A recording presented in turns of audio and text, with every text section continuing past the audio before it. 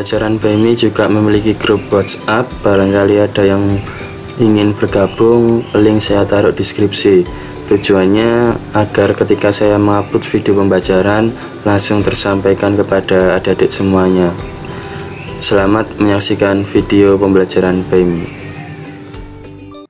Oke, assalamualaikum warahmatullahi wabarakatuh. Kembali lagi bersama saya Cak Bayu di channel pembelajaran PMI. Kali ini kita akan belajar ilmu pengetahuan alam dan sosial atau disebut dengan IPAS kelas 3. Tentu saja tahun pelajaran ini kalian sudah memasuki kurikulum Merdeka ya, di tahun ajaran 2024-2025. Di bab 1 ini kita akan belajar mari kenali hewan di sekitar kita ya. Jadi seperti biasanya, seperti tahun-tahun sebelumnya, Mbak Bayu akan membahas materi dan mengulas per halaman ya. Kita tuntaskan materinya, setiap tahun kita bahas, kita perbarui materinya. Meskipun temanya sama, nanti materinya saya ambil dari sumber-sumber lain yang pembelajarannya seperti kehidupan nyata atau yang konkret. Nah, nanti kelas 3 ini kita akan membahas seluruh materi ya, bukan hanya di kelas 3 saja, dari kelas 1 sampai kelas 6. Tentu saja kelas 6 juga ada kurikulum baru seperti kelas 3. Oke, tidak lama-lama kita langsung membahas ke materi agar videonya tidak terlalu panjang ya. Nah, pembahasan kita kali ini yaitu tadi apa? Mari kenali hewan di sekitar kita. Tujuan pembelajaran kita yaitu yang pertama, mengenali keragaman hewan di sekitar kita, mengetahui bahwa anggota tubuh. Sebelum melanjutkan videonya, jangan lupa subscribe, kemudian aktifkan loncengnya agar video yang saya buat langsung tersampaikan kepada adik-adik semuanya. Terima kasih. Hewan memiliki bentuk anggota tubuh yang berbeda-beda. Yang ketiga, melakukan penyelidikan fungsi bagian tubuh dan kaitannya dengan perilaku hewan. Nah, kita sudah menemukan tujuan pembelajaran kita ya, ada 3 poin. Nanti kita pelajari sesuai dengan tujuan pembelajaran kita kali ini. Topik yang pertama, hewan apa saja di sekitarmu. Nah, ini ada percakapan ya, anak laki-laki dan perempuan. Kucingnya lucu ya, bulunya juga lembut, semakin mengemaskan. Iya, aku suka sekali dengan kucing, tapi sayangnya ibuku tidak mengizinkanku untuk memelihara kucing di rumah. Nah, kita pembahasan di topik A ini, hewan di sekitar kita yang paling banyak kita temui adalah kucing ya.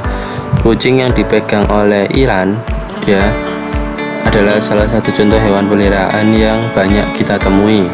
Hewan peliharaan ya, peliharaan adalah hewan yang sengaja dipelihara oleh manusia dan diberi makan, diberi minum, diberi tempat tinggal, dibersihkan dan dirawat.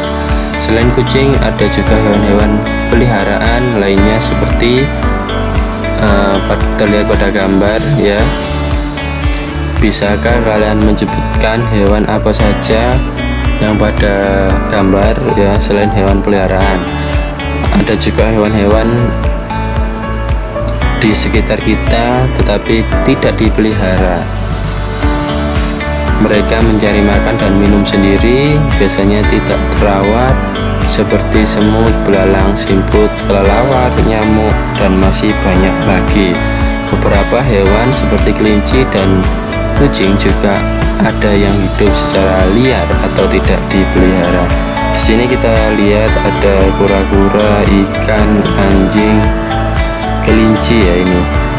Nah, kita masuk di pembahasan mencari binatang. Supaya kalian tahu ada hewan apa saja di sekitar kita, mari kita cari tahu dalam aktivitas kali ini.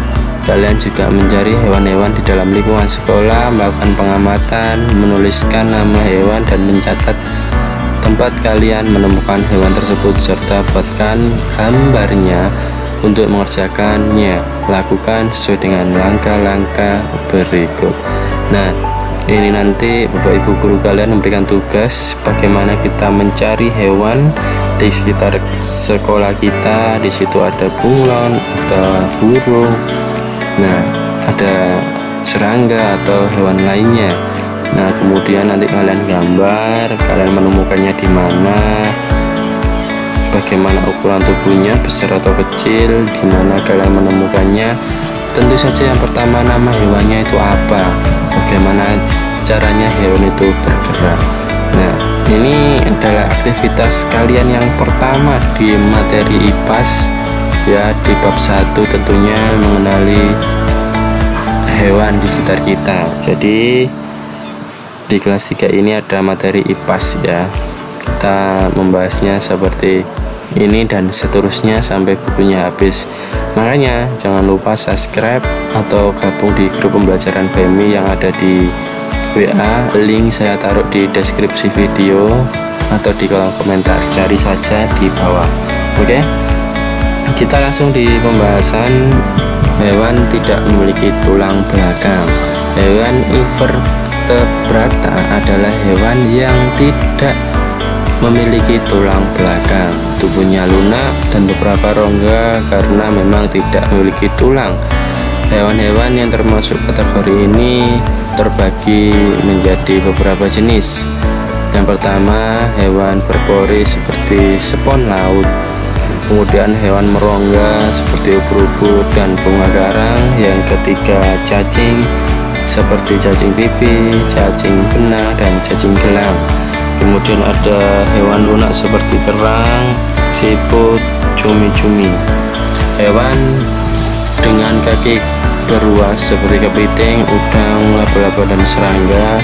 Yang terakhir ada hewan berkulit duri seperti bintang laut.